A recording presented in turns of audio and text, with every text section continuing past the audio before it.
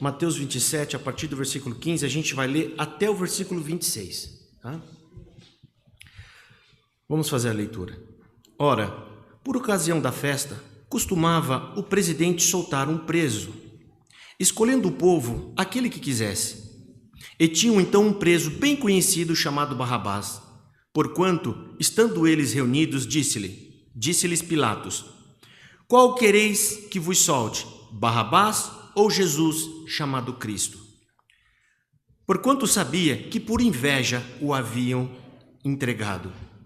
E estando ele assentado no tribunal, sua mulher mandou-lhe dizer: não entres na questão deste justo, porquanto num sonho muito sofri por causa dele. Mas os principais sacerdotes e os anciões persuadiram a multidão que pedisse Barrabás e matassem Jesus. E respondendo o presidente, disse-lhes: qual desses dois quereis vós que eu solte? E eles disseram: Barrabás. Disse-lhes Pilatos: que farei então de Jesus, chamado Cristo? Disseram-lhe todos: seja crucificado. O presidente, porém, disse: mas que mal fez ele? E eles mais clamavam, dizendo: seja crucificado. Então Pilatos, vendo que nada aproveitaria, antes o tumulto crescia, tomando água, lavou as mãos diante da multidão, dizendo: estou inocente do sangue deste justo, considerai isto. E respondendo todo o povo, disse: o seu sangue caia sobre nós e sobre nossos filhos. Então soltou-lhes Barrabás, e tendo mandado açoitar a Jesus, entregaram para ser crucificado. Até aqui, querida igreja. Amém. Os homens maus profetizaram sem perceber. Sem perceber. O que eu faço sobre ele? Crucificam. O sangue dele seja sobre a nossa cabeça. O sangue de Jesus, bem-aventurado é aquele que está sobre o sangue dele, sobre a nossa cabeça, porque é esse sangue que nos purifica de todos os nossos pecados. E o povo aqui profetizou, irmão. E hoje, na explanação dessa palavra, irmão, nós vamos entender uma coisa. Geralmente, o personagem bíblico ele é substituído pela igreja. Mas nessa pregação de hoje, você não vai ser Esther, você não vai ser o herói da Bíblia, você não vai ser Davi, você não vai ser Mardoqueu, você é Barrabás. Jesus morreu no nosso lugar. Barrabás era para ir para aquele crucifixo. Era para Barrabás morrer, porque ele merecia a morte, porque ele era um pecador, coisa que todos nós também somos. E Jesus Cristo foi no nosso lugar ser entregue naquele madeiro de cruz, para que hoje a igreja estivesse aqui louvando e adorando, porque você sabe que a porta de entrada dos céus está escancarada na nossa frente, por conta da morte do Filho de Deus. O apóstolo Paulo, irmão, diz nas cartas aos Romanos: se Deus nos amou tanto quando nós éramos meros pecadores, quanto que você acha que Ele não te ama agora, que você custou o sangue do Filho dele? Portanto, irmão, não há mais impedimento algum para aqueles que amam a Deus, como diz em 1 Coríntios, no capítulo 13, quem intentará acusação aos escolhidos de Deus, os filhos de Deus? Por quê? Porque é Deus que nos justifica. E de que forma nós somos justificados? Através do sangue do Filho dele. Ninguém pode intentar acusação contra vocês. Foi um santo e justo que morreu no nosso lugar. Foi um santo, um misericordioso. E às vezes, irmão, quando nós pegamos uma pregação que às vezes está substituindo a gente pelo herói da Bíblia, e nós não somos o herói da Bíblia, mas às vezes quando a gente vê substituindo, chamando nós de Esther, às vezes chama nós de Davi, e isso causa uma impressão que muitas das vezes a Bíblia fala da gente. Não, a Bíblia só conta a história de uma pessoa, Jesus Cristo. A Bíblia fala dele. A Bíblia mostra a lei de Moisés. Ela mostra o quanto nós estamos longe de Deus e o quanto nós somos pecadores. É isso que a lei mostra. A lei não é ruim, como diz a palavra de Deus. Ela é santa, boa e pura. Mas por que a gente não consegue? A nossa natureza pecaminosa não consegue fazer com que a gente se atraia à lei. Nós não conseguimos nos achegar à lei por causa da nossa natureza de morte que está dentro de nós. Sentimentos que nós não controlamos. Apego desenfreado a alguma coisa, gulodice, às vezes coisas simples que você não acha, é pecado. Tudo isso nos afastam de Deus. O pecado é como o fundo do mar. E nós estamos em cima, tentando lutar para ficar lá em cima. Porque se você afundar, você morre. Esse é o pecado toda hora chamando a gente. Toda hora chamando a gente. E nós lá em cima para permanecer vivo. A natureza humana, ela é pecaminosa. Mas calma, irmão. Tem uma notícia boa para cada um de nós aqui. Para todos nós. Até vocês que estão ouvindo aí na internet. Isso vai ser resolvido. Quando o nosso Senhor vier nos buscar, o nosso corpo será glorificado, significa será transformado e de uma vez por todas liberto da natureza pecaminosa. A Bíblia fala que quando nós formos glorificados, significa que Deus vai remover o mal que está em nós e vai nos transformar novamente na natureza do primeiro Adão, sem o pecado. E aí sim, estaremos prontos para entrar diante de Deus, porque o homem pecador não pode se apresentar diante de Deus, porque somos consumidos, não porque ele é mau. A santidade dele é tão grande e terrível que não permite que ninguém contaminado do pecado se aproximem dele. Mas aí vem o Rei da Glória, como nós louvamos hoje, como nós cantamos para a glória dele. Como a igreja hoje deixou seus afazeres, sua casa e sua família, você veio prestar um culto de adoração a Deus. E por quê? Esse é o culto da nossa gratidão, pelo que Ele fez. Não pelo que Ele vai fazer, pelo que Ele já fez. E muito mais, pelo que Ele vai nos entregar naquele dia na sua glória. A Bíblia diz, irmão, nós não temos condições de agradar a Deus. Nós não podemos agradar, por mais que as nossas obras sejam boas, por mais que a gente se esforce para praticar boas obras, as nossas obras não podem limpar o nosso pecado. Nós temos uma natureza pecaminosa e só o sangue de uma pessoa justa pode nos limpar do pecado. A Bíblia fala que as nossas melhores obras, como está escrito lá em Isaías 64, se não me falha a memória, versículo 6, está falando que as nossas melhores obras são como trapos de imundícia. Ou seja, você não pode fazer nada que possa agradar a Deus. E o que significa trapos de imundícia? Irmãos, a mulher tem aquele determinado dia no mês, toda mulher. E hoje se usa alguns apetrechos chamado absorvente. Naquela época eram trapos que usava. E a Bíblia está falando, as suas obras são como trapos de imundícia. De nada podem resolver o seu problema. Nenhum de nós não temos obras boas. Hoje, irmão, toda a bondade que você tem, toda a caridade que você tem, tudo que você faz de bom não é teu. Isso são obras do Espírito Santo que está dentro do seu coração. Nada vem de nós, tudo vem de Deus. Por isso que ninguém vai poder entrar na glória de Deus se exaltando, né? Ou se jactando, porque se fizemos algo de bom, fizemos porque Deus está em nós. Deus está em nós. Nós temos o amor natural, amor de pai, mãe, amor de irmão, né? Amor de marido e mulher, mas o amor divino só Deus pode dar. Isso está em Romanos capítulo 5, versículo 5. Porquanto o amor de Deus, o dele, está derramado em nossos corações pelo Espírito Santo que nos foi dado.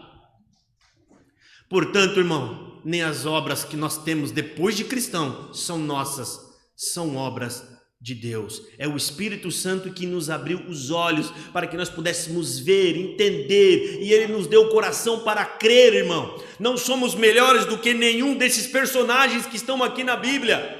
Nós não somos Davi, Davi é Jesus Cristo. Quem é o Golias? É o pecado que ninguém poderia derrotar. E Jesus Cristo era um simples pastor, pequeno, sem armadura nenhuma, e que veio aqui em nome do Senhor dos Exércitos e derrotou o maior gigante da nossa vida.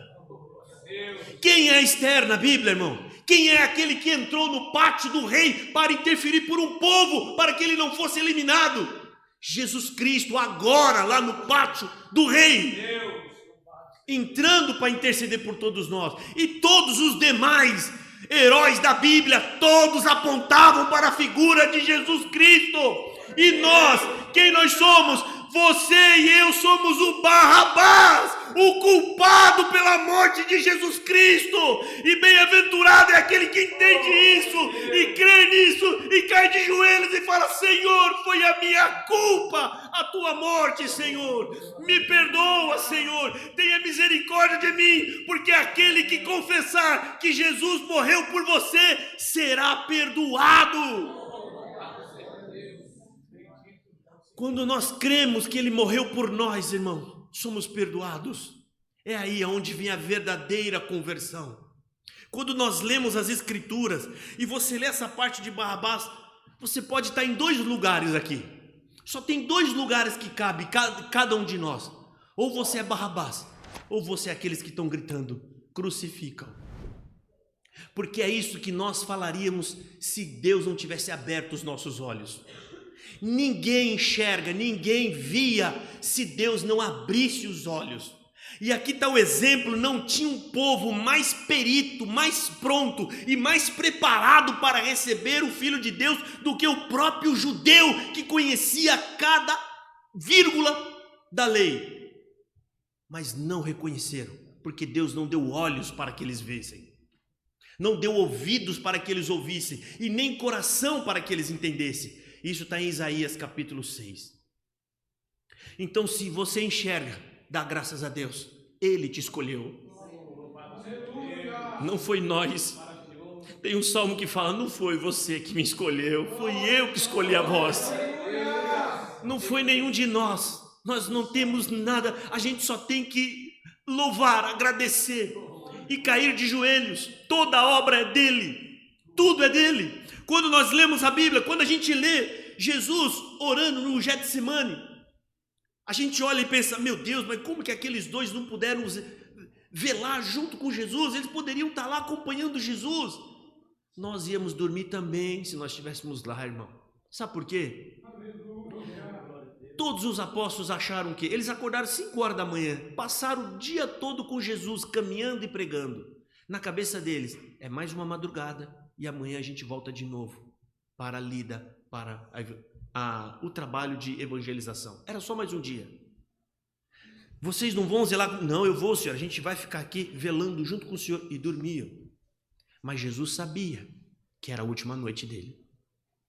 Algum de vocês iam conseguir dormir se Deus dissesse: hoje vou entrar na sua casa, vão derrubar o seu portão, vão te arrastar pelos cabelos para a rua e vão te crucificar nu na praça da sua cidade? Será que alguém ia dormir?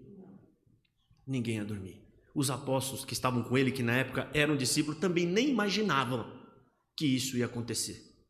Mas ele estava pronto, por amor, para nos salvar.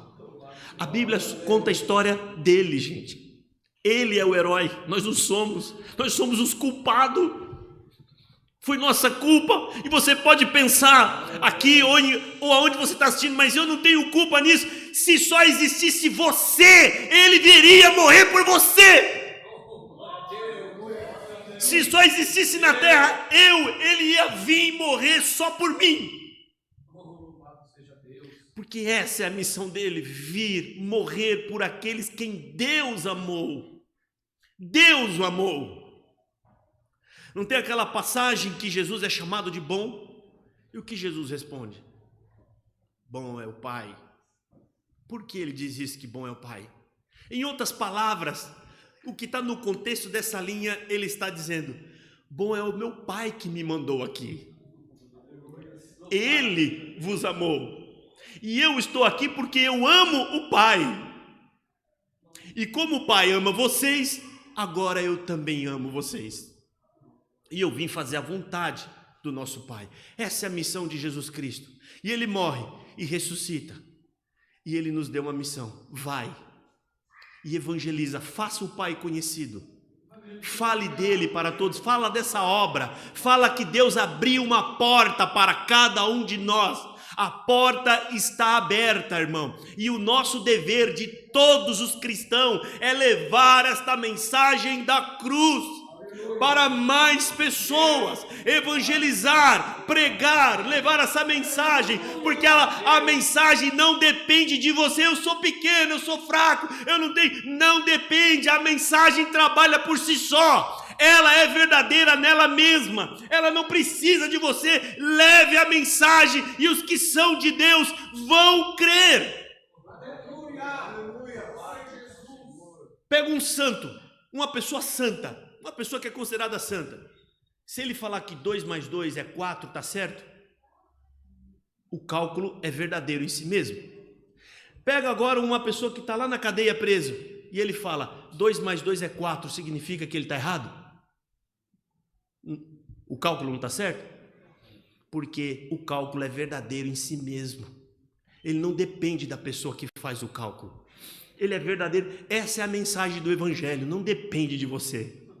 A mensagem é verdadeira. Jesus Cristo veio por nós. Deus amou o mundo de tal maneira que deu seu único Filho, para que todo aquele que nele crê não pereça, mas tenha a vida eterna. Leve a mensagem. Não fique preocupado, mas eu não tenho o dom. Você tem o dom. Você creu, crie. Você ama a Deus, amo. Você ama Cristo, amo. É isso que precisa para que a mensagem prospere, para que você leve essa mensagem para o maior número de gente. Hoje nós servimos a Deus não pelo que Ele vai dar, mas pelo que Ele fez por nós. Nós fazemos por amor, nós fazemos por graça e por gratidão do que o Senhor fez por nós. Esses são os mensageiros que o Senhor busca. Deus quer que nós o amemos como Ele nos amou. E para isso, meu irmão, você precisa entender a nossa situação. Antes de mais nada, entender que somos miseráveis pecadores e todos estavam condenados. Todos estão. Deus nos amou, mandando o Filho. O pecado foi pago, ele não desapareceu. Foi pago no Filho. O Filho na cruz veio pagar o nosso pecado. E lá, quando ele termina, antes de morrer, a última palavra que ele fala, tetelestai. Naquela época, quando a gente estuda essa palavra, significava quando alguém tinha dívida com a outra pessoa e ele pagava como se fosse a prestação. Olha, eu vou te dar um boi por mês para pagar aquela terra. Quando ele levava o último boi, ele chamava uma testemunha e falava tetelestai, significa está pago, está consumado, não devo mais nada. E quando Jesus fala, estou com sede, e fizer a última judiação de dar vinagre ao invés de água, que ele prova, ele antes de suspirar ele fala tetelestai, Pai, está pago a dívida deles, de cada um que crer, irmão. Você que está ouvindo esta mensagem, não importa onde você esteja, entenda uma coisa: Jesus Cristo pagou a sua dívida e a minha. Você não deve mais nada a ninguém. Você tem que crer. Jesus Cristo é o teu e o meu Salvador. Você não deve mais nada a ninguém. Agora se entregue para fazer a vontade de Deus. Está pago, irmão. Você não precisa temer mais nada. Tudo isso aqui é passageiro. Tudo é passageiro. Nós não precisamos mais temer. Faça o nosso trabalho. Qual que é a missão do cristão? Para a gente encerrar essa pregação, que eu não vou me alongar muito. A missão do cristão agora é: você tem que ser o melhor pai. Você tem que ser a melhor esposa, o melhor filho, o melhor vizinho, o melhor empregado. Pague a Deus com o seu melhor em tudo que você fizer. Não que nós vamos conseguir pagar, mas é o que nós vamos fazer para que o nome de Deus seja glorificado na nossa vida.